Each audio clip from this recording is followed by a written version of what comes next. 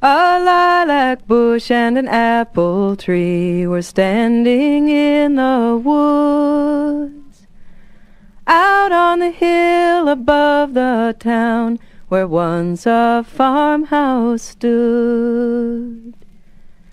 And in the winter the leaves are bare, and no one sees the sign of a house that stood and a garden that grew and life in another time.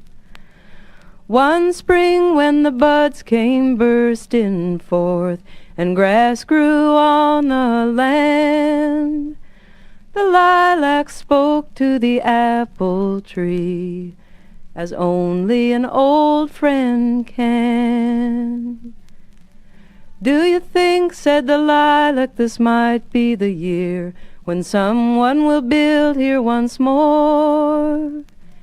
Here by the cellar, still open and deep, there's room for new walls and a floor."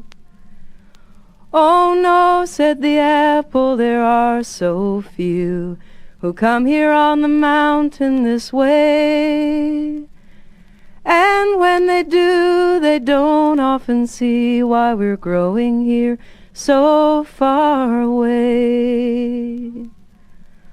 A long time ago we were planted by hands that worked in the mines and the mills, when the country was young and the people who came built their homes in the hills. But now there are cities, the roads have come, and no one lives here today. And the only sign of the farms in the hills are the things not carried away.